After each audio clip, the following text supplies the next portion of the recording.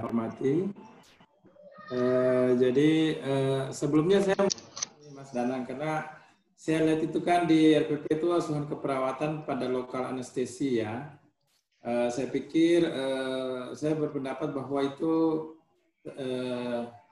terlalu umum ya, artinya terlalu umum untuk tidak ada yang spesial sih sebenarnya yang di khusus untuk lokal anestesi. Jadi saya ingin menyampaikan materi hari ini ada dua kalau misalnya waktu sempat. Hubungan dari kemarin itu tentang saluran kemih. Jadi saya pilih saja kasus yang paling sering dilakukan itu adalah operasi prostat. Dalam ini yang paling sering dan cukup menarik untuk selalu dibahas karena ada kejadian-kejadian tertentu itu pada operasi turpi.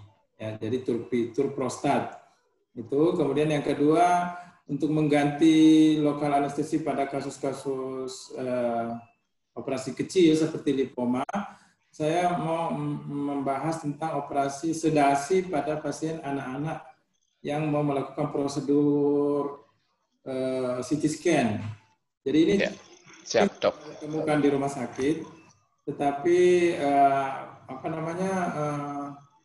agak rumit juga, tidak simpel karena pasien itu kan rencananya mau pulang, terus kita harus melakukan sedasi di luar kamar operasi. Nah, jadi tentu dengan peralatan yang tidak seperti di dalam kamar operasi.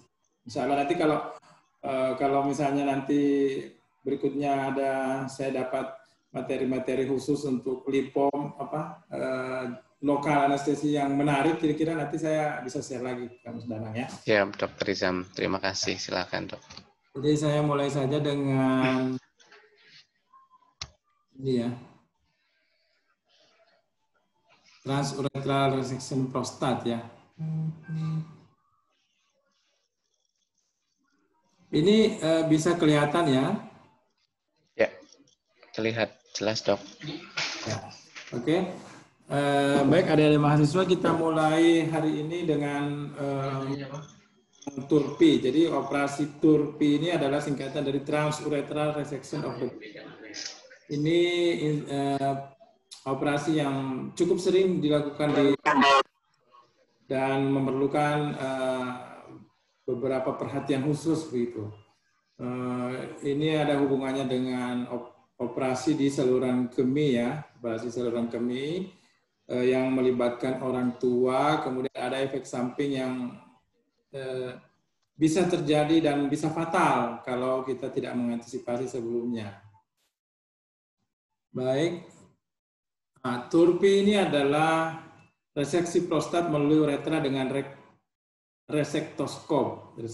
Jadi biasanya kalau urolog itu melakukan operasi, dia memang punya alat namanya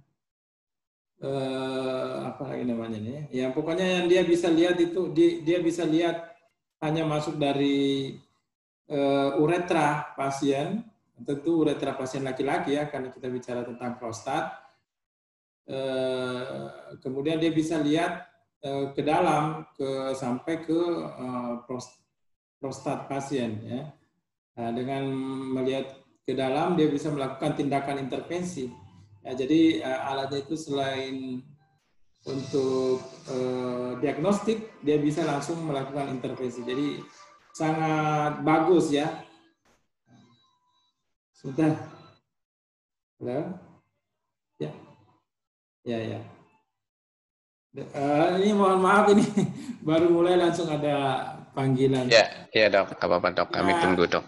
10 menit sampai 15 menit. Siap. Baik. Terima kasih. Mahasiswa ditunggu ya.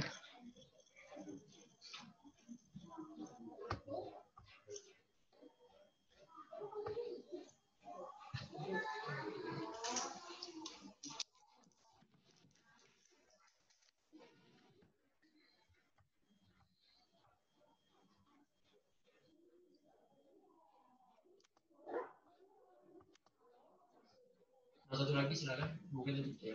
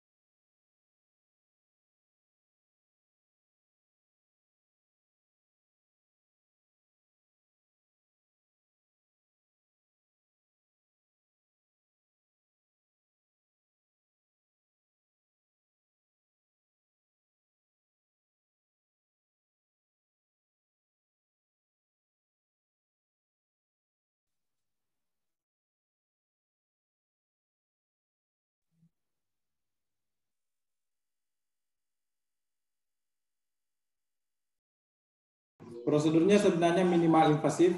Kenapa dikatakan minimal invasif? Karena dia tidak perlu melakukan sayatan ya. Dia tidak melakukan sayatan. Dia hanya masuk di dalam uretra penis, kemudian masuk ke dalam rongga prostat ya. Kemudian biasanya indikasinya adalah untuk BPH yang grade 1-2.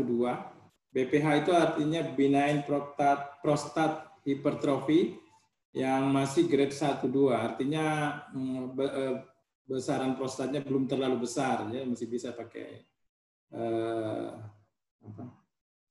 minimal invasif ya. Atau kalau misalnya diperkirakan beratnya itu kurang lebih 70 gram. Kenapa ini menjadi istimewa? Ini karena dia memerlukan larutan irigasi. Biasanya ada banyak masalah yang muncul dari larutan irigasi. Ya. Kemudian lamanya tidak boleh lebih dari 90 menit. Kalau lebih dari 90 menit bisa terjadi yang namanya Turpin syndrome. Ya. Slide. Nah ini cairan irigasi yang digunakan itu harus bersifat isotonik atau mendekati isotonik, tidak toksik dan jernih. Biasa kalau di beberapa rumah sakit itu kadang-kadang memakai Aquades atau bahkan air aqua, galon aqua, ya, air mineral. Larutan yang mengandung elektrolit dihindari karena dapat menghantar arus listrik dari resektoskop. Jadi tidak memakai NaCl atau RL, tidak ya, karena dia bisa menghantar arus listrik. Karena kan sistemnya itu operasinya pemotongan prostatnya itu memakai kayak laser, sinar laser begitu dari resektoskopinya, sehingga kalau misalnya airnya bisa mengandung garam, bisa menghantarkan arus listrik, berbahaya dengan jaringan sekitar ya.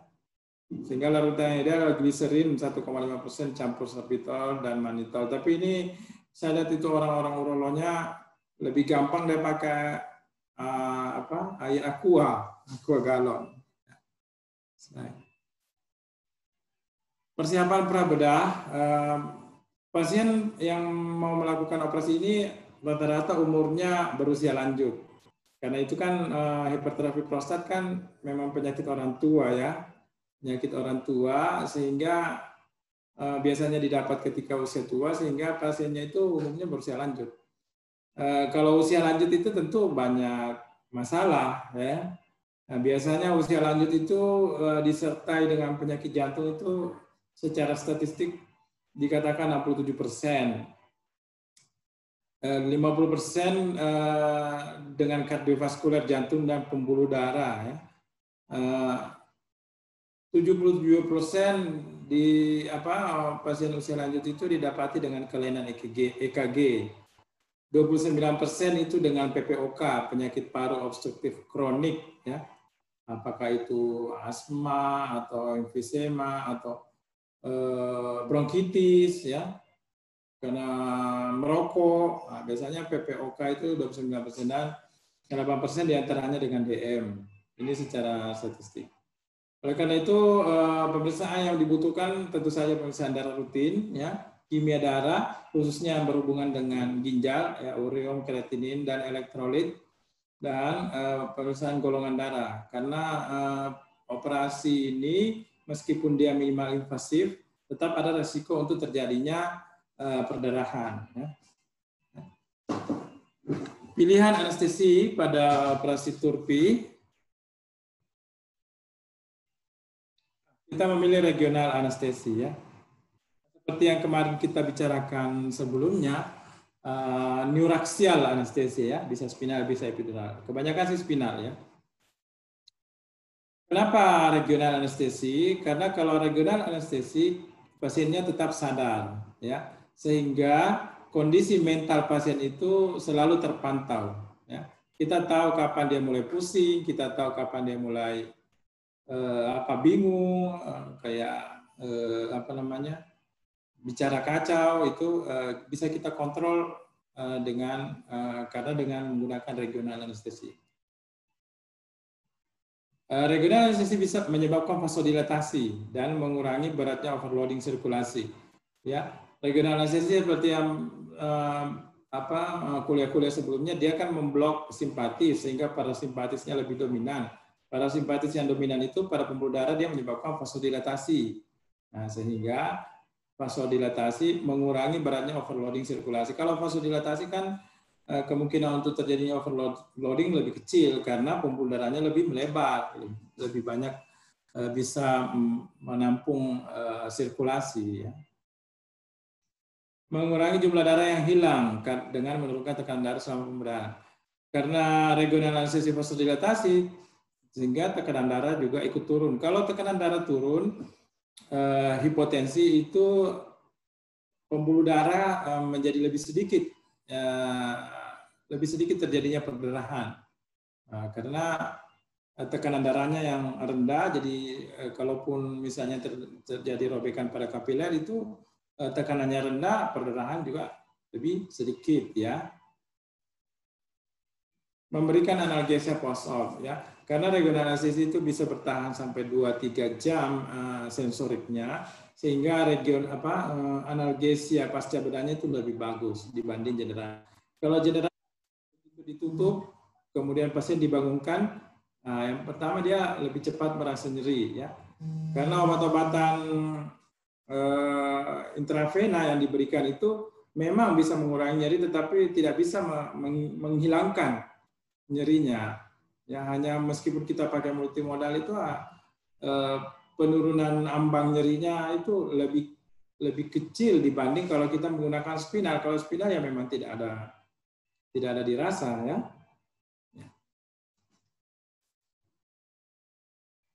Nah, semuanya ini dilakukan monitoring ya. Bagaimana komplikasi dari TURPI ini ya? Komplikasi TURPI itu antara lain adalah hipotermi ya. Hipotermi kenapa terjadi? Yang pertama itu suhu ruangan. Suhu ruangan pada waktu dilakukan operasi pasti dingin ya. Karena AC di dalam kamar operasi pasti dibikin dingin untuk mempertahankan alat-alat pembedahan dan lain-lain itu memang di settingnya seperti itu ya. Kemudian spinal. Pada waktu dilakukan spinal kan terjadi vasodilatasi. Efeknya itu salah satunya adalah menyebabkan dingin ya. Pasien dingin bisa menggigil. Yang menyebabkan hipotermi itu adalah karena cairan irigasi ya. Cairan irigasi itu cairannya kan dingin ya. Berarti dia kemungkinan terjadi hipotermi. Yang keempat adalah karena perdarahan dan resusitasi cairan-cairan intravena. Ya. Makanya ada beberapa center yang kalau melakukan resusitasi itu cairannya dihangatkan. Ya mungkin kasus-kasus tertentu ya. Kalau misalnya memang perlu dihangatkan ya dihangatkan. Ya. Tapi hampir ini hipotermi hampir bisa diatasi dengan baik kan. Hanya dengan selimut atau misalnya dengan obat-obatan. Komplikasi yang kedua adalah perforasi buli-buli ya. Kenapa perforasi buli-buli? Karena pada waktu melakukan TURPI itu ketika rektoskopinya itu masuk, resektoskopinya itu masuk, yang dilewati kan pertama itu uretra, kemudian masuk ke buli-buli ya. Kemudian dari buli-buli baru masuk ke di dalam rongga prostat. Ketika masuk buli-buli itu bisa saja terjadi tusukan-tusukan penetrasi daripada resektoskopinya itu bisa saja mengenai dinding-dinding buli-buli, sehingga kalau misalnya tidak hati-hati bisa terjadi perforasi buli-buli. Tetapi kalau dokter urolognya sudah berpengalaman, dia sudah tahu bagaimana mengoperasikan aku lupa juga apa namanya itu Mas Danang ya. Kenapa saya lupa ya? Pokoknya resektoskopi itu ya. Sistoskopinya ya. Kalau dia sudah berpengalaman, karena kan dia melihat di kamera ya. Jadi seperti seperti main game saja itu dia melihat di kamera baru. Jadi kalau sudah berpengalaman insya Allah tidak terjadi. Yang ketiga perdarahan tentu saja karena kita lakukan reseksi prostat, tentu ada banyak pembuluh darah situ. Perineal nerve injury ya, nervus di perineum juga bisa terkena, bisa cedera oleh mikroskopnya. Kemudian yang terakhir ini yang paling ditakutkan adalah sindrom TURPI ya. Nah ini sindrom TURPI Bagaimana itu sindrom turpi? Sindrom turpi itu terjadi karena absorpsi yang cepat dalam jumlah yang banyak dari cairan irigasi selama operasi. Ya. Jadi kan kalau kita melakukan turpi itu, kita kan melakukan reseksi di prostat. Berarti ada pembuluh darah yang cedera, ada pembuluh darah yang terbuka, kapiler-kapilernya kemudian terbuka, sehingga dengan terbukanya pembuluh cairan yang tadinya menjadi cairan irigasi itu bisa masuk ke dalam pembuluh darah. Ya, karena kan kita harus masukkan cairan. Apa tujuannya cairan dimasukkan ke dalam rongga itu untuk memberikan visualisasi yang bagus ke operator. Kalau tidak ada cairan, tidak ada visualisasi yang bagus untuk kelihatan, tidak kelihatan dia ininya. Makanya kita membutuhkan cairan. Tetapi cairan irigasi itu dengan adanya pembuluh darah kapiler yang terbuka bisa masuk ke dalam dia, bisa masuk ke dalam rongga pembuluh darah, nah, bisa terabsorpsi. Ya. Kalau terabsorpsi apa yang terjadi? Terjadi intoksikasi, ya, keracunan air, hiponatremi karena dilusi air itu sehingga natriumnya menjadi berkurang di dalam darah. Ya, hiponatremi dilusi. Kemudian gangguan penglihatan ini efek samping dari hiponatremi dan intoksikasi air itu. Kemudian hemolisis, ya, pembuluh darah menjadi lebih encer, ya, pembuluh darah menjadi lebih encer. Kemudian terjadi udem paru. Udem paru ini karena tekanan hidrostatik itu menjadi lebih tinggi, ya, sehingga kemungkinan untuk terjadinya udem paru memang besar. Tahanan untuk balik ke paru juga lebih banyak, ya, bisa terjadi udem paru. Ya. Ini bisa terjadi beberapa menit saat pembedahan hingga beberapa jam sesudah pembedahan, ya. Nah, apa tandanya, apa gejalanya? Pada susunan saraf pusat, central nervous system, itu bisa terjadi pusing, sakit kepala, mual muntah, gelisah, letargi. Letargi ini kayak apa ya? Keadaannya seperti apa? Kebingungan, ya, seperti kebingungan begitu. Pokoknya kesadarannya menurun. Bisa terjadi dilatasi pupil, kejang, bahkan bisa terjadi koma, ya. Pada kardiovaskuler menyebabkan hipertensi, bradikardi, aritmia, hipotensi, henti jantung, ya. Itu makanya tadi pemeriksaan sebelum operasi itu memang harus ada pemeriksaan elektrolit, ya. Karena kita mengkhawatirkan kalau dimulainya dengan elektrolit yang tidak normal, maka akan memperberat nanti terjadinya hiponatremia yang tadi. Jadi memang natriumnya harus dalam keadaan normal, tidak boleh hiponatremi. Kemudian pada respirasi bisa terjadi nyeri dada, nafas pendek, dispnea, dan stenosis. Ini akibat dari udem paru yang tadi, ya. Faktor predisposisi, apa faktor yang memperberat atau yang kemungkinan besar bisa menyebabkan turpi sindrom? Itu yang pertama adalah prostatnya yang besar, ya, prostat yang besar. Kapsul prostat yang rusak selama pembedahan. Semakin besar prostat tentu semakin banyak terjadinya laser, ya, pemotongan menggunakan reseptoskop. Semakin banyak pemotongan pembuluh darah yang rusak menjadi semakin lebih besar, kapiler menjadi lebih terbuka, ya. Demikian juga dengan kapsul prostat yang rusak selama pembedahan, ya. Ini semua memudahkan absorpsi intravaskular cairan irigasi ke dalam rongga periprostat dan peritoneum, ya. Ya, kalau misalnya banyak kerusakan kapiler, tentu absorpsinya juga lebih banyak ke dalam intravaskuler. Dia juga masuk ke rongga periprostat dan peritoneum. Tekanan hidrostatik cairan irigasi yang sangat tinggi menyebabkan tingginya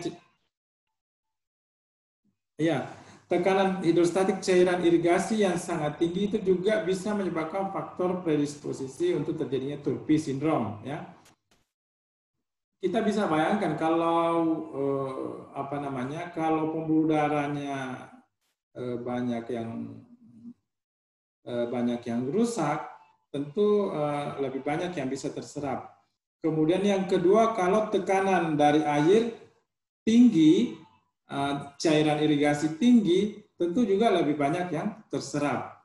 Kira-kira bisa dibayangkan begitu kan? Kalau misalnya pembuluh darahnya tidak terbuka, tekanan tinggi pun tidak masalah. Tetapi kalau terbuka, tekanannya harus tidak boleh tinggi ya. Nah, oleh karena itu caranya bagaimana supaya tinggi cairannya itu jangan terlalu tinggi ya. Tinggi cairan irigasi ini maksimal 60 cm ya. Kalau lebih tinggi maka kemungkinan untuk terjadinya TURPI sindrom itu lebih besar. Makanya itu ketika operasi TURPI itu memang diukur itu tingginya cairan irigasi supaya mempertahankan tekanannya jangan terlalu tinggi. Salah satu cara untuk mencegah terjadinya TURPI sindrom. Distensia vesiko-urinaria. Distensia tentu saja terjadi distensia karena adanya cairan irigasi di dalam kandung kemih ya, vesiko-urinaria. Nah, ini juga memudahkan absorpsi ya, memudahkan absorpsi. Jadi semua ini menyebabkan faktor predisposisi untuk terjadinya TURPI sindrom. Bagaimana pencegahannya? Cairan dan elektrolit yang tidak seimbang harus dikoreksi. Jadi pemeriksaan sebelum operasi itu elektrolitnya harus normal. Yang kedua, cairan yang dipakai itu harus seimbang, yang cairan irigasinya maksudnya. Ya. Makanya kita tidak memakai NaCl atau RL ya, atau cairan apa. Kita memakai Aquades atau cairan aqua itu ya. Kemudian pembatasan tekanan hidrostatik cairan irigasi pada 60 cm H2O. Ya. Pemeliharaan kapsul prostat, ini bedah yang punya urolognya yang waktu melakukan tindakan itu. Kemudian kandung kemih harus dicegah overdistensi. Itulah makanya sementara operasi itu selalu dikeluarkan airnya. Jadi tidak begitu masuk satu kali langsung kuret. Nanti selama 1 jam kuret terus, baru dibuang. Tidak. Begitu masuk, kuret sedikit, buang lagi. Masuk lagi, kuret sedikit, buang lagi. Itu untuk mencegah kandung kemihnya tidak overdistensi. Ya. Itu teknik-teknik yang dilakukan oleh dokter bedahnya. Ya. Kemudian lama pembedahan harus dibatasi. Tadi dibilang 1,5 jam, ya, 90 menit. Tapi kalau pengalaman di rumah sakit sih maksimal itu 1 jam. Bahkan jarang sampai 1 jam, biasa cuma 30 menit, 45 menit. Intinya itu asal bisa kencing, ya. Artinya asal sumbatannya itu teratasi, ya. Kalau syukur-syukur kalau bisa dikuret semua, kalau tidak bisa ya yang penting sumbatannya teratasi. Ya. Karena ini kita mengkhawatirkan terjadinya TURPI sindrom. Akhiri pembedahan, pada terlaksananya akhiri pembedahan sesegera mungkin. Ini kalau terjadi TURPI sindrom ya, ini kondisi di mana terjadinya TURPI sindrom. Akhiri pembedahan sesegera mungkin, jamin patensi jalan nafas, berikan oksigen, nasal kanul atau face mask, pertimbangkan intubasi dan kontrol ventilasi bila gagal. Karena kejadiannya ini cepat, ya, tidak memakai waktu setengah jam, hanya dalam hitungan menit. Begitu terjadi TURPI sindrom, hanya dalam hitungan menit itu terjadi semua, bisa terjadi secara simultan dari ketiga yang dijelaskan tadi, dari CNS-nya, kardiovaskulernya, sampai ke pernafasannya itu terjadi secara simultan. Pasien jadi tidak sadar, kemudian sesak, kemudian tahikardi, hipertensi, yang itu bahkan bradikardi, bahkan terjadi gagal jantung. Begitu bahayanya yang namanya TURPI sindrom. Ya. Makanya pada pelaksanaannya juga sampai ekstrim seperti intubasi, ventilasi gagal, ambil kontrol ventilasi. Ambil contoh darah untuk AGD dan sodium serum, natrium ya, karena kan patofisiologi utamanya karena hiponatremi ya, hiponatremi akibat dilusi dari darah ya. Namanya tadi hiponatremi dilusional ya. Berikan diuresis, Lasix ya. Makanya itu memang mau terjadi TURPI, mau tidak terjadi, itu memang pencegahannya langsung kasih Lasix. Biasanya kita sebagai anestesi dan diingatkan oleh operator juga untuk langsung kasih Lasix. Kenapa harus kasih Lasix? Karena harus dikeluarkan cairan-cairan yang masuk itu. Karena kan ada transfusi, harus dikeluarkan supaya menjaga kadar natrium di dalam darah itu tetap normal. Ya. Jangan sampai terjadi hiponatremia delusional ya. Jika kadar sodium serum abnormal dan disertai klinis hiponatremia, maka perlu diberikan salin hipertonik ya. Rekomendasinya NaCl 3%, bahkan bisa sampai 5% di sini bilang. Jika pasien kejang kasih antikonvulsan ya. Jadi terapi simptomatik. Sampai yang paling penting utamanya itu adalah suportif ya, suportif airway-nya, kemudian kalau dia berhenti nafas kasih ventilasi positif, misalnya masuk ventilator, kemudian kalau dia hipotensi kasih dobutamin, dopamin, pokoknya kasih support lah ya. Kalau dia terjadi aritmia kasih anti aritmia dan lain-lain. Dan kasih diuresis ya, diuresis utama. Oke, saya kira begitu. Terima kasih untuk Tulpi. Mungkin saya kembalikan dulu ke Mas Danang. Apakah mau pertanyaan dulu atau mau lanjut? Terima kasih Dr. Hisham tadi atas pemaparan materinya. Sangat menarik sekali Dok untuk prostatektomi terutama. Untuk selanjutnya sesi pertanyaan dulu sih Dok mungkin. Barangkali ada mahasiswa yang mau bertanya. Mohon maaf Dok. Pertanyaan kemarin mungkin iya betul Dok. Ya, saya ingat ini Dok. Saya bacakan dulu Dr. Hisham. Ya. Kemarin ada 2 pertanyaan. Yang pertama saya bacakan, apabila ada contoh kasus emergensi, kemudian pasien ini akan dilakukan tindakan operasi sito, operasi yang sesegera mungkin gitu Dok. Kemudian bagaimana untuk pemantauan pre-anestesinya, apakah sama dengan pasien-pasien yang tidak emergensi Dok? Oh iya. Jadi seperti itu Dok, mohon pencerahannya Dok. Ya, siap. Jadi persiapan prabedah emergensi dengan elektif itu berbeda ya, sangat berbeda. Yang kalau emergensi itu artinya kan menyangkut life saving ya, life saving itu penyelamatan nyawa ya, sehingga operasi itu harus dilakukan pada saat itu. Tidak bisa kita bilang tunda dulu, kasih ini dulu, kasih itu dulu, tidak bisa karena operasinya untuk menyelamatkan nyawa. Nah, jadi yang paling pertama yang kita lakukan itu sebenarnya yang paling pertama itu adalah edukasi keluarga dulu. Ya. Jelaskan ke keluarganya bahwa ini emergensi. Kalau tidak dioperasi meninggal misalnya. Kalau dioperasi pun untuk kemungkinan untuk meninggal hidupnya misalnya 50-50 ya.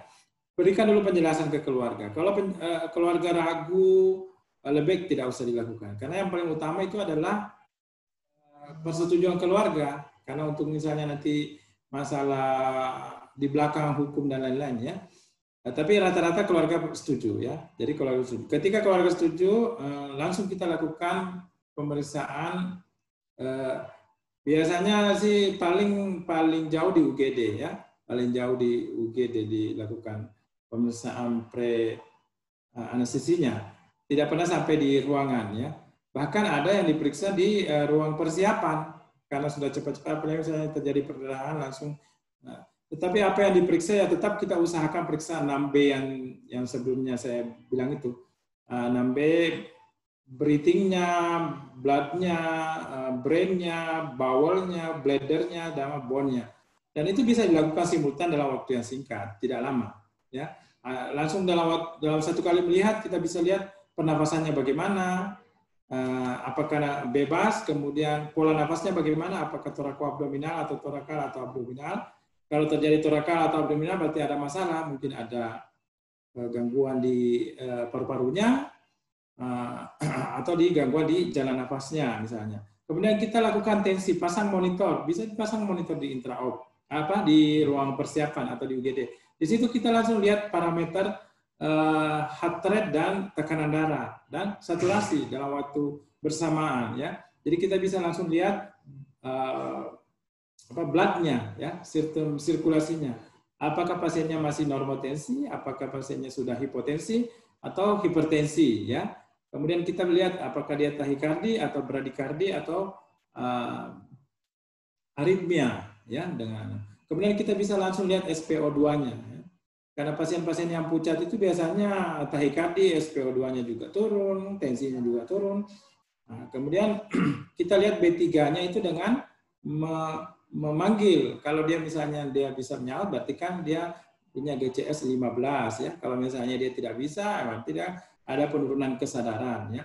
Dan misalnya kita lihat B4-nya pasang kateter ya, pasang kateter. Dengan pasang kateter kita bisa menilai bahwa perfusi di ginjalnya masih bagus. Kalau dia misalnya sudah oligouri, berarti perfusi ginjalnya sudah menurun. Berarti dia sudah dalam tahap shock, misalnya hipovolemik atau hemoragik, atau pasiennya dalam keadaan dehidrasi misalnya. Kemudian bawalnya bisa kita dengan keluarga, apakah ada pengeluaran, atau misalnya kita bisa periksa peristaltiknya, kemudian bawalnya kita bisa lihat apakah ada fraktur atau misalnya perdarahan. Intinya adalah kita berusaha melakukan pemeriksaan 6B ini dengan cepat karena kita berpacu dengan waktu ya. Kalau masih bisa kita lakukan persiapan maksimal, kita lakukan persiapannya di UGD. Kalau tidak bisa mungkin di ruang RR. Kalau tidak bisa ya sementara jalan operasi ya. Tapi yang perlu dipastikan bahwa yang pertama ABCD-nya itu setidak-tidaknya kita sudah bisa kontrol ya, airway-nya. A-nya itu airway-nya. Airway-nya harus bebas ya. Kemudian B-nya breathing-nya harus kita cukupkan oksigennya, kasih oksigen NRM atau misalnya kalau memang perlu langsung intubasi di dalam di ruang RR atau di UGD. Kemudian sirkulasinya pastikan dia terpasang infus jalur besar ya. Jangan mau operasi perdarahan infusnya aboket 22 atau 20, pastikan dia masuk 18. Kalau perlu 2 line ya, 2 line. Kemudian D drugs-nya, obat-obatnya kan sudah dipastikan tersedia di dalam kamar operasi ya. Tentu saja berbeda ya kalau persiapan pre-op elektif dengan emergensi. Kalau elektif lah masih bisa kita visit di ruangan. Saya kira begitu Mas Danang. Baik, terima kasih Dr. Izam tadi atas jawabannya sangat bermanfaat sekali dok. Jadi untuk kasus-kasus itu berbeda untuk persiapan dibandingkan kasus-kasus yang mungkin tidak ada emergensinya. Untuk mahasiswa bisa dipahami? Mahasiswa bisa dipahami ya? Bisa, Pak. Bisa ya. Dr. Riza, mohon maaf satu pertanyaan lagi untuk yang kemarin. Untuk kasus pada pasien dengan seksio sesaria, ya, pasien SC, biasanya itu dilakukan spinal anestesi. Kemudian apakah seandainya kalau pasien ini menginginkan general anestesi, apakah tindakan anestesi apakah diperbolehkan atau tidak? Kemudian resiko dan efek samping terhadap pasien tersebut atau janinnya apabila menggunakan general anestesi itu seperti apa, dok? Mohon pencerahannya, dok. Ya, terima kasih Mas Danang. Jadi salah satu kontraindikasi mutlak dari regional anestesi dalam hal ini spinal adalah pasien menolak. Ya, kalau pasien menolak untuk dilakukan spinal, ya memang kontraindikasi, tidak boleh kita lakukan. Ya, kita harus memilih teknik anestesi lain. Apakah boleh kita lakukan general anestesi pada SC, padahal kebanyakan adalah spinal? Itu boleh kita lakukan. Tapi tentu tekniknya berbeda dengan teknik anestesi dengan operasi yang lain ya. Karena pada pasien SC itu kan kita berhadapan dengan 2 nyawa ya, ibunya dan anaknya. Dua-duanya harus diselamatkan sehingga tindakannya pun agak berbeda dengan operasi lain, misalnya operasi struma dan lain-lainnya. Itu kalau general ya. Jadi apakah bisa aman? Ya tergantung sebenarnya dari yang mau melakukan anestesi ya. Yang mana yang dia kuasai. Tapi kalau insya Allah nanti kalau semua sudah lulus, ya dua-duanya harus bisa dikuasai ya tekniknya. Dua-duanya tekniknya harus bisa dikuasai. Memang ada kendala, bayi biasanya terlambat menangis kalau dilakukan general anestesi. Memang sering terjadi karena kan kita melakukan tindakan pembiusan, dilakukan sedasi sebelum bayi lahir ya, dilakukan intubasi sebelum bayi lahir. Khususnya jika rentang waktu antara masuknya obat-obat anestesi dengan bayinya lahir itu lama. Jadi ada namanya periode dari obat bekerja kemudian sampai ke intrauterin ya. Jadi bekerja obat anestesinya sampai ke intrauterin itu ada waktunya. Kalau tidak salah setiap obat itu berbeda-beda, ada yang 10 menit, ada yang 5 menit ya. Kalau misalnya fentanilnya, obat analgesianya itu ada periodenya dari waktu dia bekerja menjadi efek analgetiknya ke bayinya, ada periodenya, ada waktunya kurang lebih 10 menit. Ya kalau misalnya insisinya dari insisi operator sampai keluarnya bayi tidak sampai 10 menit itu kan biasanya tidak memiliki efek ke bayinya. Tetapi kalau lama, itu yang biasa memiliki efek ke bayinya. Rata-rata efek yang timbul itu lama baru menangis, kemudian pernafasannya agak terlambat berdihipnosis. Tetapi biasanya dengan resusitasi dia bisa cepat membaik. Jadi pilihannya general atau regional itu sebenarnya semuanya aman ya, semuanya aman di tangan yang tepat ya, tergantung yang mengoperasikan, yang melakukan tindakannya. Jadi ini kita punya senjata ini kan tergantung orang yang mengendalikan senjatanya ya. Jadi insya Allah kalau kita terlatih well trained itu spinal maupun general itu insya Allah aman untuk dilakukan tindakan. Kalau kita mau berhitung-hitung yang mana yang lebih beresiko, saya pribadi lebih menyukai spinal ya. Saya pribadi lebih menyukai spinal karena kita hanya berhadapan pada tensinya ya. Kita tidak perlu memikirkan lagi airway-nya, breathing-nya karena pasiennya kan sadar ya. Meskipun perutnya gemuk dia tetap bisa tapi kita hanya fokus pada bagaimana supaya tensinya tidak terlalu drop, turun. Ketika kita spinal, kita sudah siap dengan reloading cairannya dan efedrinnya. Begitu terjadi tensi mulai turun sedikit, langsung kasih efedrin, insya Allah setelah itu semua bisa tertangani dengan baik. Kalau kita general, yang pertama kita berhadapan dengan airway-nya dulu. Jadi ketika kita memasukkan obat anestesi, apalagi pelumpuh ototnya, yang kita hadapi adalah jalan nafas ibu hamil. Jalan nafas ibu hamil dengan orang biasa tentu berbeda, karena ibu hamil ini punya perut besar. Karena perutnya besar, tekanan abdomennya tinggi, distensi, sehingga mudah terjadi aspirasi. Ya. Karena apalagi pada ibu hamil, itu dia punya kadar asam lambung itu berbeda dengan orang normal. Kalau terjadi aspirasi pada orang ibu hamil, itu lebih fatal akibatnya, karena ada yang namanya Mendelssohn syndrome. Ya. Mendelssohn syndrome di mana aspirasi pada ibu hamil dengan pH yang terlalu tinggi. Ya.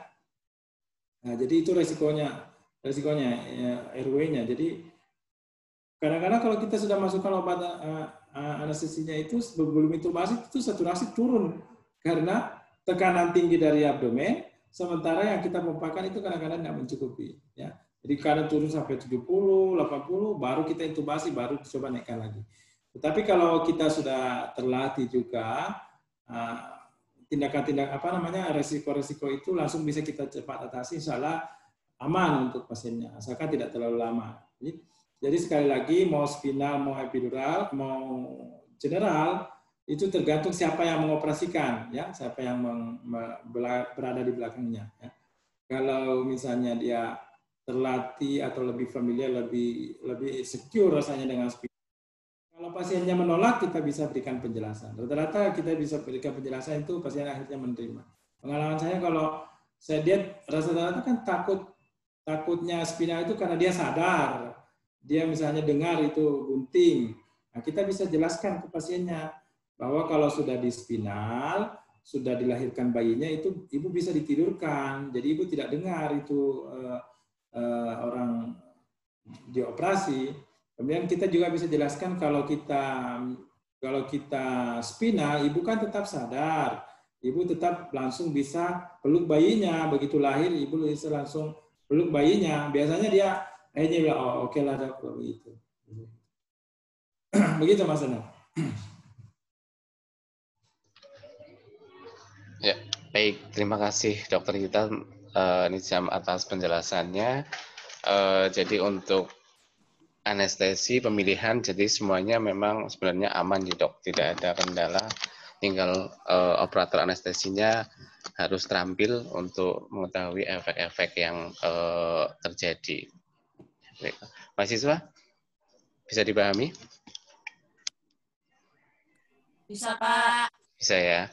Baik, kemudian untuk pertanyaan materi yang hari ini, apakah ada pertanyaan dari mahasiswa untuk materi prostatektomi trup? Ya, tadi Dr. Isam sudah menyampaikan. Ada yang ditanyakan?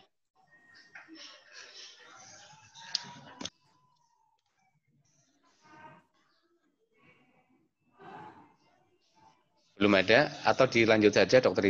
Nizam? Baik. Lanjut materi kedua. Baik, dilanjut saja dengan materi berikutnya. Ya, siap dok. Silakan dok.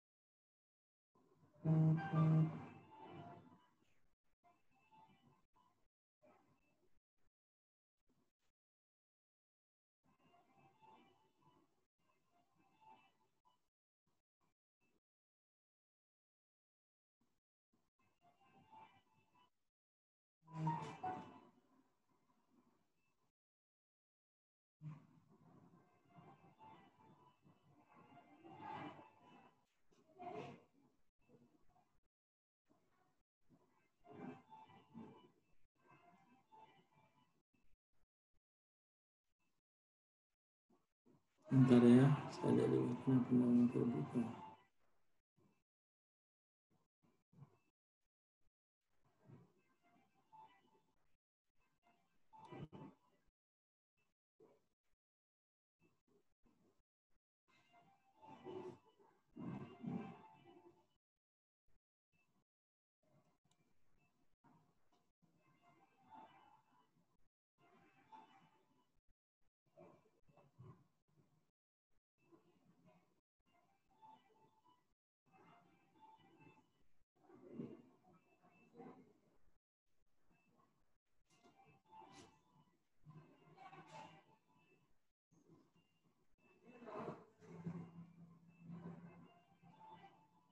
Ini kelihatan ya maksudnya?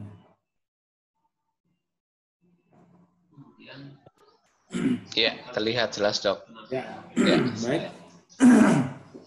Kita lanjut dengan sedasi pada prosedur diagnostik CT scan dan MRI pediatrik ya.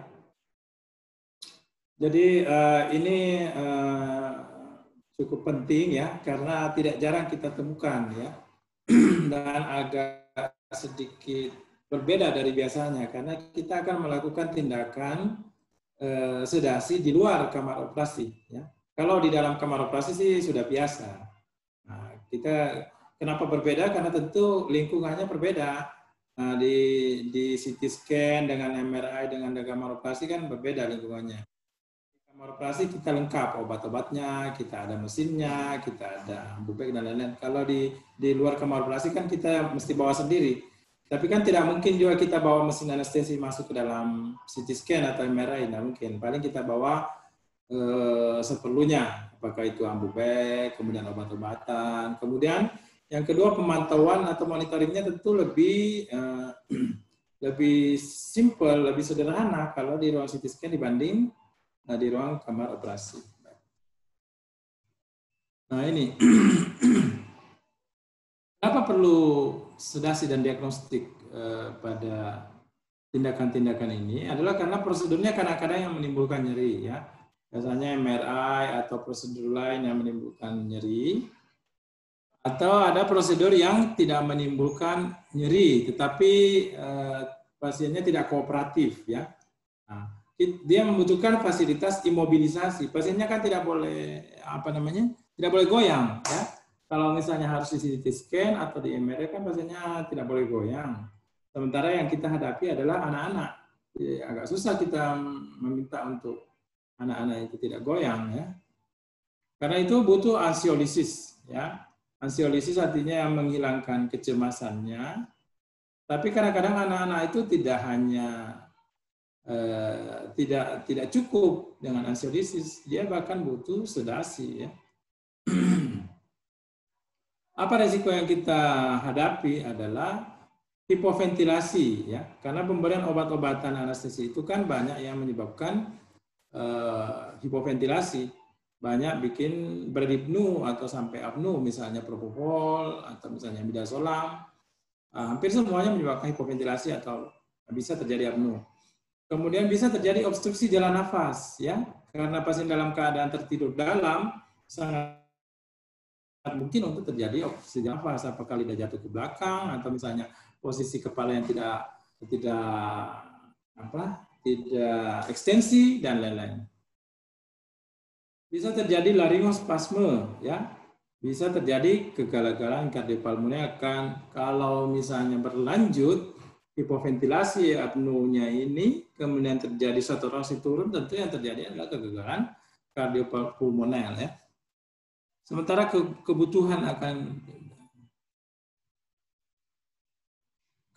akan sedasi yang dalam harus diantisipasi, ya.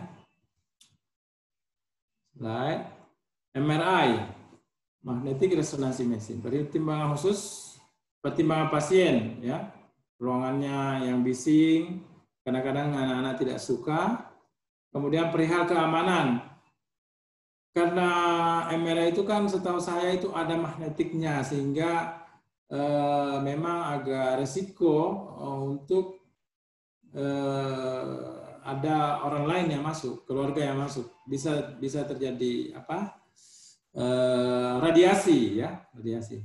Kemudian kualitas scan, ya, kualitas scan yang baik tentu dibutuhkan imobilisasi, ya, tidak boleh goyang kepalanya supaya bisa MRI-nya bagus, ya. Oleh karena itu kita butuhkan sedasi yang dalam atau anestesi. Yang paling umum kita lakukan adalah TIVA propofol, ya. TIVA propofol. TIVA itu adalah total intravenous anestesi. Jadi pasiennya itu tidak dilakukan intubasi. Hanya TIVA saja, TIVA propofol. Bukan memakai gas anestesi, ya. Kemudian syarat mutlak yang diperlukan tentu perlengkapan airway yang kompatibel dengan MRI, ya. Kalau tidak salah MRI itu juga tidak boleh logam-logam ya masuk ke dalam. Jadi memang kita harus setting kita punya perlengkapan airway itu kompatibel dengan MRI, tidak mengganggu kualitas scan. Kalau kelengkapan kurang, bisa memakai tubing yang terpanjang dan sirkuit nafas yang panjang. Maksudnya ini tubingnya itu bisa satu ke pasiennya, satu juga bisa sampai ke jangkauan anestesinya, ya, dokter anestesinya, perawat anestesinya. Tambahan jendela dan video untuk pengawasan dari jarak jauh, ya, biasanya sih ada.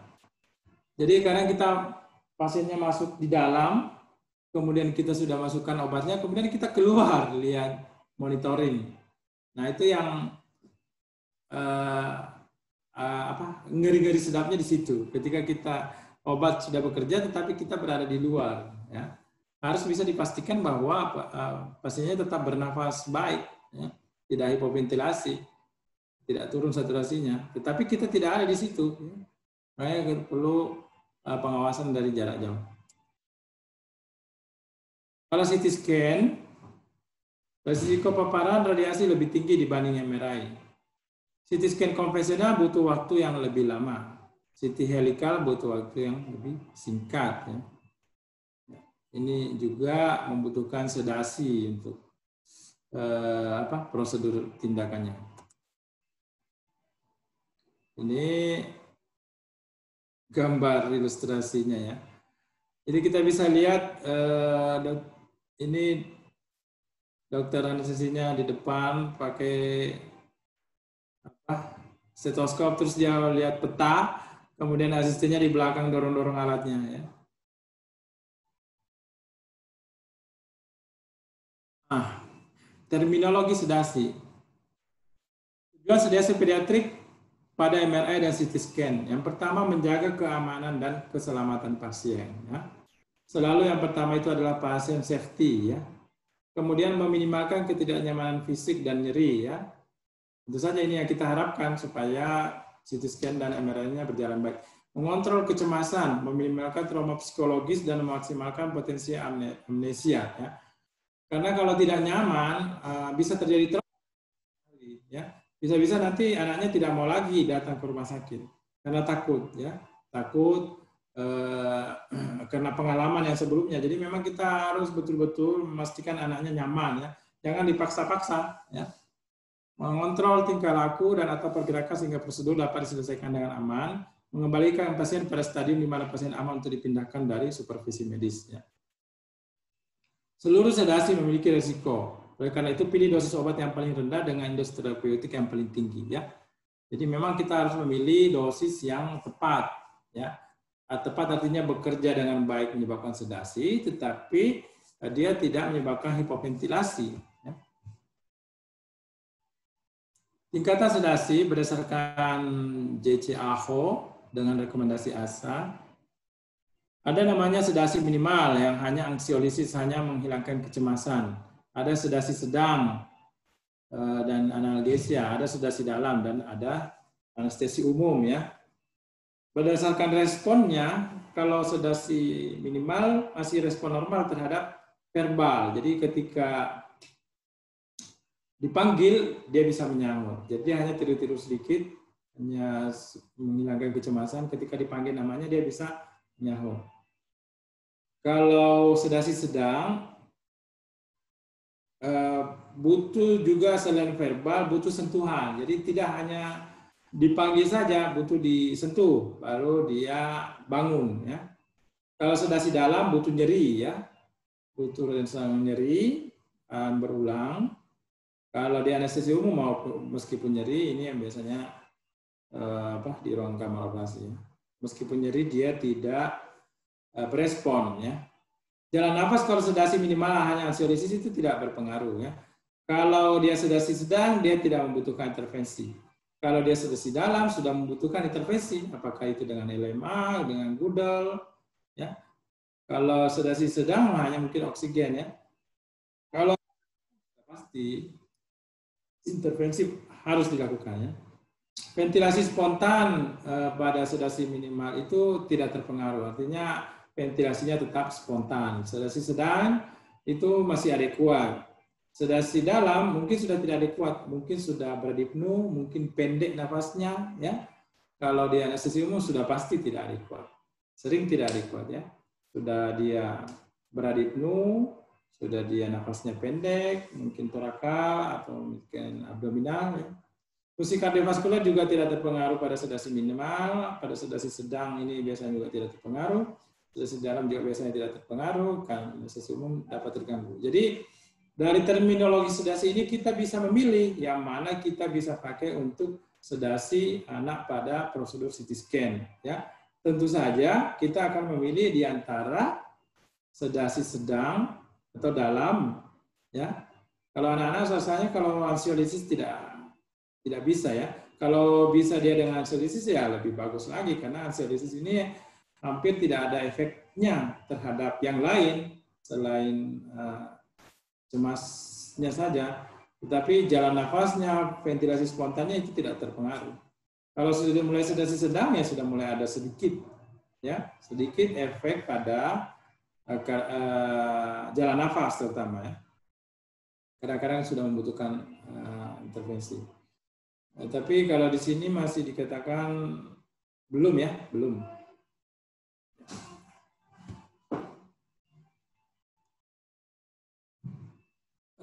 Sudah apa ini?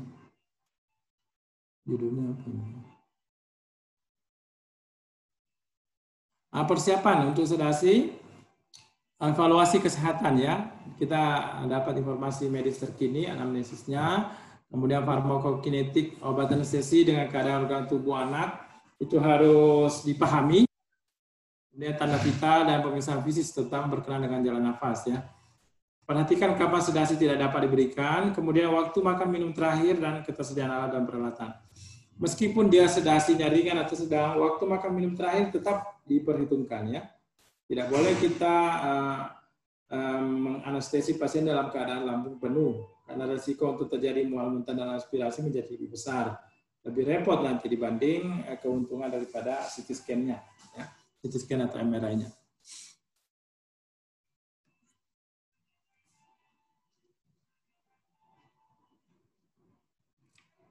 Kapan sedasi tidak diberikan?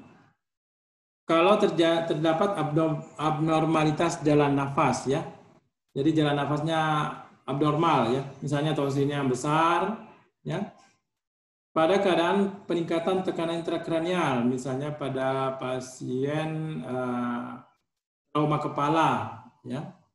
Pada penurunan derajat kesadaran, misalnya pasiennya sudah mulai terganggu kesadarannya, apakah itu trauma atau tumor.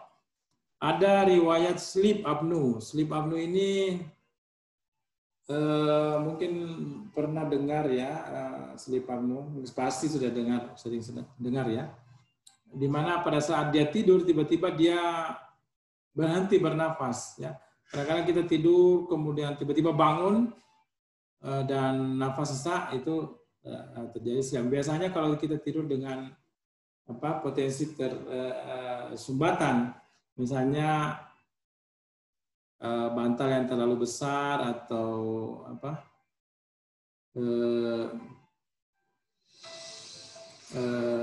ada gangguan pada tertekuk, leher tertekuk ya, gagal nafas dan gagal jantung, itu sedasi tidak bisa diberikan.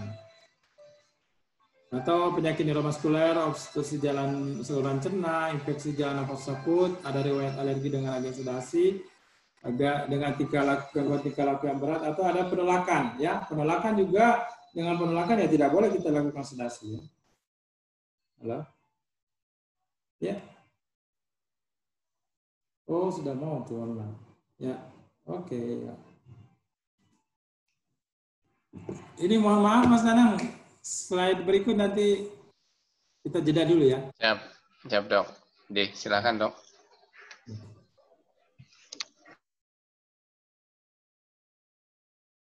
Antibiotik kan dilakukan skin test, itu untuk menilai apakah pasien ini ada alergi atau tidak.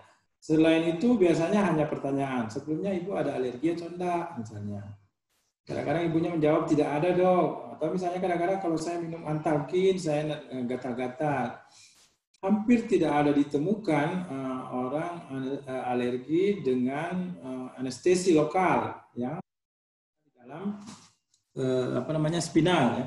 Bentar, saya cas dulu ya. Ini.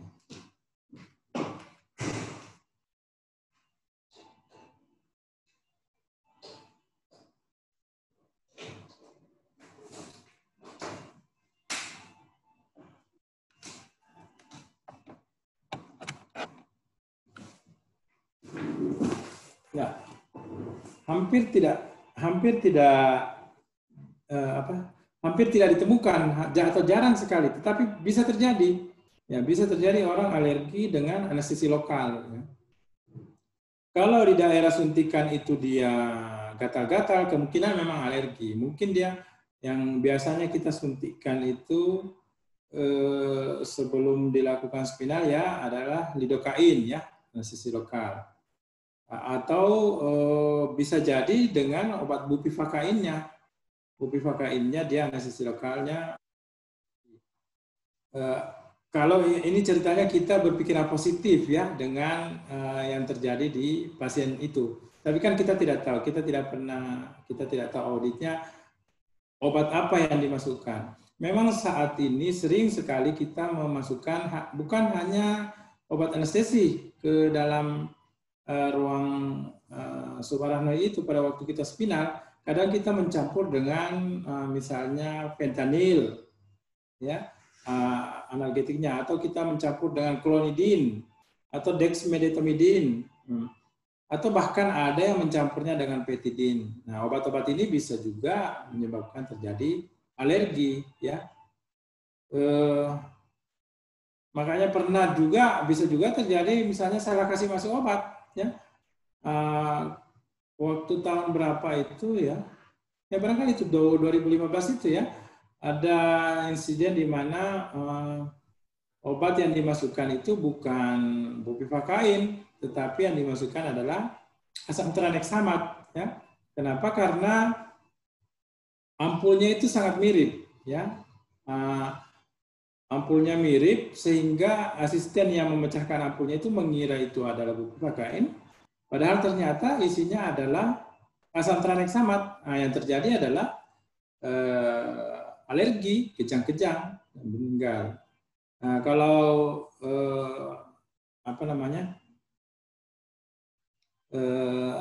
kalau terjadi seperti itu ya berarti murni kesalahan dari kita, ya, kesalahan dari yang penanggung jawab gitu ya, tentu saja dokter anestesinya. Makanya sebelum harus cek dan dicek lagi, cross check lagi, apakah itu obatnya sudah betul atau tidak. Apalagi zaman BPJS ini kan obat serba generik, ya. Serba generik itu kadang-kadang yang penting isinya sama tetapi kemasannya tidak terlalu diperhatikan. Jadi kemasannya itu ada pernah obat bupivakain persis sama kemasannya, warnanya dengan asam tranexamat, sama-sama juga isinya, sama-sama 5 cc. Nah, itu ketika kita sudah sibuk atau misalnya dalam keadaan capek, banyak operasi, cepat-cepat operasi, hal itu bisa terjadi memang. Ada misalnya salah pecahkan ampul, tinggal ditarik, kemudian atau ke dokternya tidak bertanya ini betul bupivakain atau tidak. Nah, kalau terjadi ya memang kesalahan kita kenapa kita tidak cek dan recheck. Saya kira begitu. Kalau misalnya kejadian 2015 itu saya kurang tahu kalau apakah yang terjadi di Siloam itu yang di Banten ya, Tangerang ya. Memang ada. Ya. Di mana itu ya, Risma? Bentar Pak. Ini nggak ada nama rumah sakitnya Pak, nggak ada daerahnya. Iya Tangerang Pak, di Kurawaci, Tangerang.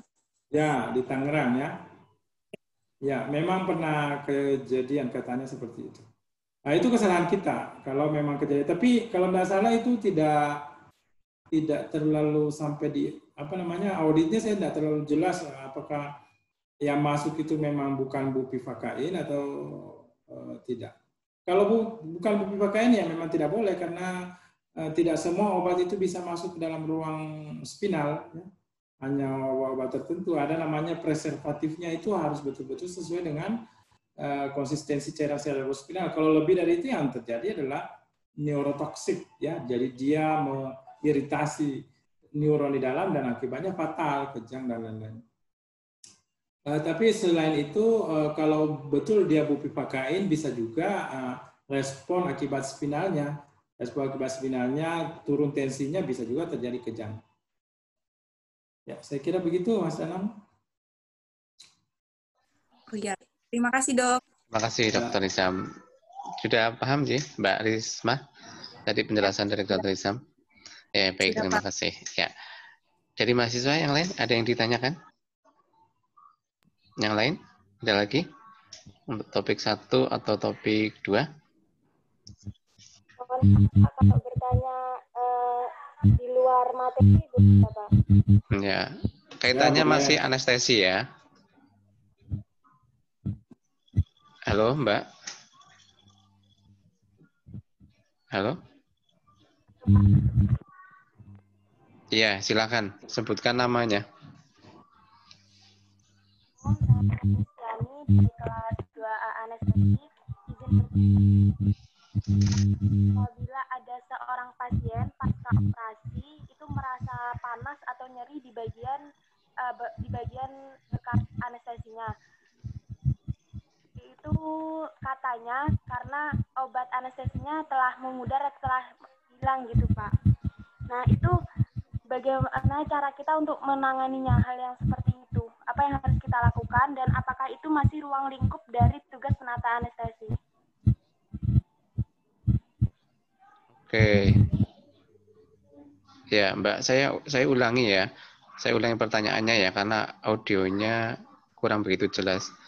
Kalau ada pasien pasca anestesi, kemudian mengeluh ada panas atau nyeri di area lokasi tempat penyuntikan. Seperti itu ya. Kemudian, apakah yang harus kita lakukan? Seperti itu, sebagai penata anestesi. Seperti itu. Dokter Hizam, bisa dipahami sih? Ya, baik. Cuma mungkin tadi diperjelas itu nyerinya itu apakah nyeri operasinya atau karena nyeri penyuntikan obat. Iya, apa? Gimana, Mbak?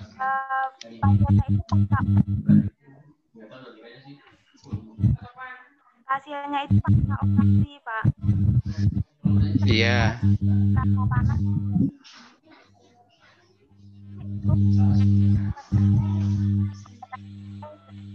Itu Pak, sudah memudar gitu.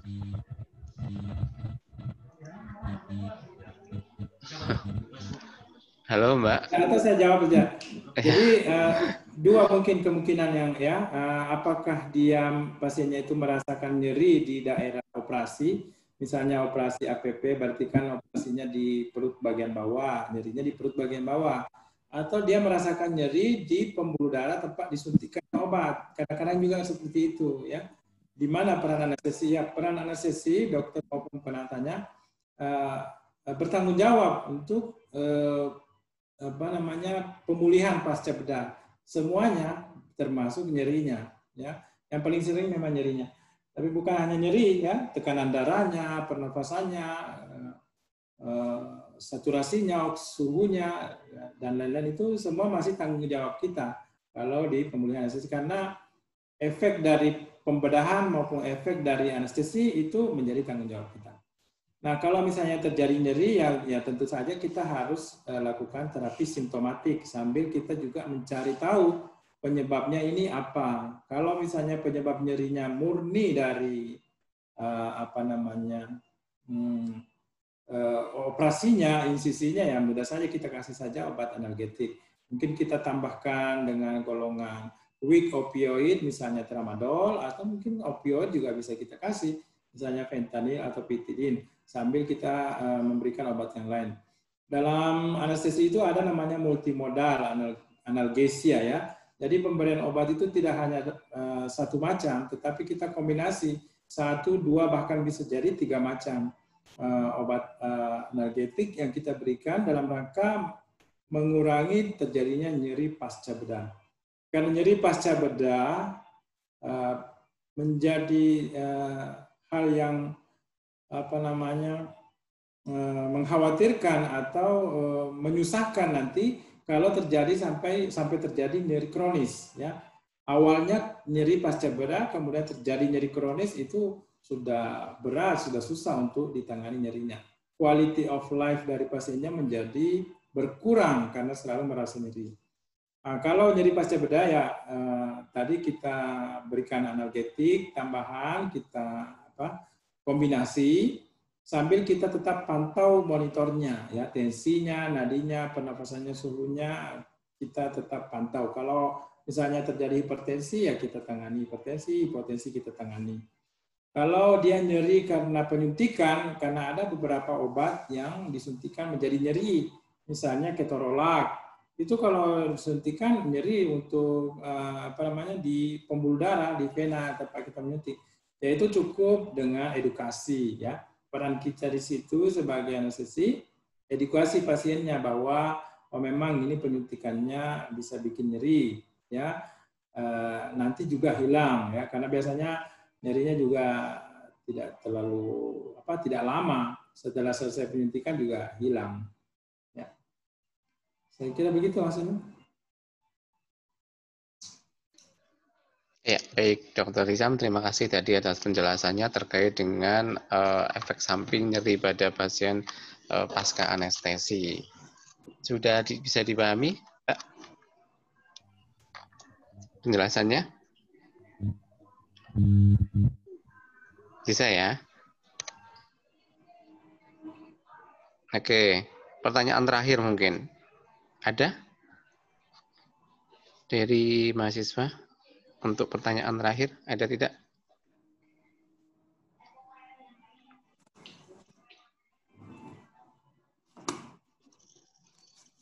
Tidak ada? Ya, barangkali ada pertanyaan dari ini kalau dilihat anunya hampir semua tidak ada ininya ya. Tidak di-on-kan ya, Dok. Ya, Ininya jangan-jangan kamera. ada personilnya BTS atau apa di sini ikut kuliah. Bisa jadi, Dok. Ya, oke lah. Ada lagi pertanyaan terakhir? Oke. Satu, saya izin bertanya, Dokter Risa, mohon maaf. Ya, silakan. Dok, untuk kasus yang tadi, untuk pediatri, Dok, untuk pemeriksaan diagnostik CT scan, apabila pada seorang anak sudah diberikan sedasi, obat, kemudian dilakukan pemeriksaan CT scan, tetapi karena pemeriksaannya butuh waktu lama, akhirnya si anak ini dia terbangun.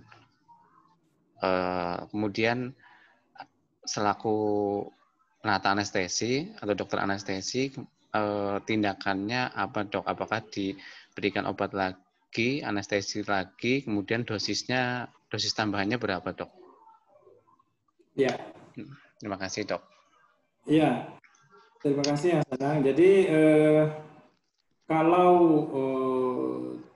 yang pertama mungkin kita harus memprediksi dulu ya, memprediksi tindakan yang akan dilakukan. Karena ada CT scan yang cepat, sebentar saja, ada yang lama. Apalagi misalnya menggunakan kontras. Ada juga kalau MRI ada yang rata-rata lama. Ya, jadi kita bisa prediksi, tanya radiolognya, kira-kira butuh waktu lama. Kalau misalnya setengah jam, berarti sudah pasti kita akan membutuhkan tambahan dosis. Ya, jadi ada dua caranya. Bisa kita masuk dulu dosis full, kemudian kita tambahkan dosisnya di tengah jalan sebelum bangun ya, sebelum bangun. Dan kalau sudah bangun pun ya terpaksa kita harus tambahkan dosisnya. Atau kita masukkan dosis full, baru sisanya kita maintenance. Maintenance-nya itu bisa memakai syring pump, syring pump ya, yang biasa syring pump kita pakai, atau kita larutkan obatnya di dalam cairannya. Nah, kan ada cairannya, bisa kita pakai cairan yang 100 cc itu, yang piggyback, kemudian kita masukkan propofol di situ dengan konsentrasi tertentu, kemudian kita atur tetesannya. Target yang kita ingin capai adalah bagaimana pasien itu tetap tertidur sepanjang prosedur, kemudian tetapi tetap airway-nya terjamin, kemudian pernafasannya kuat. Artinya tingkat sedasinya tetap berada di tingkat sedasi minimal sampai sedang. Ya, kita tinggal mainkan di dosisnya. Ya, jadi kalau misalnya kita masukkan NaCl itu kan berarti kan dia menjadi encer propofolnya. Jadi kita mungkin tambahkan konsentrasinya, dinaikkan. Kemudian kita hitung atur tetesannya berdasarkan tetesan maintenance dari obat propofol misalnya. Kalau terpaksa dia bangun ya terpaksa kita harus tambahkan dosisnya. Apa dosisnya? Tentu berbeda dengan dosis pada waktu pertama, dosis bolusnya. Nah, kita biasanya pakai 0,5, setengah dari dosis bolusnya. Jadi kalau misalnya berat badan kira-kira 20 untuk sampai sedasi kan mungkin 0,5 inkremental ya. Kalau misalnya dia tidak cukup 0,5 mungkin 1 miligram per kilo. Jadi kalau misalnya dia butuhnya 1 miligram per kilo baru bisa tidur, berarti kan butuh 20 miligram atau 2 cc. Ketika dia bangun kita tambahkan setengah dari 20 itu. Jadi kita tambahkan 10. Setengah itu dia bisa tertidur lagi. Siap.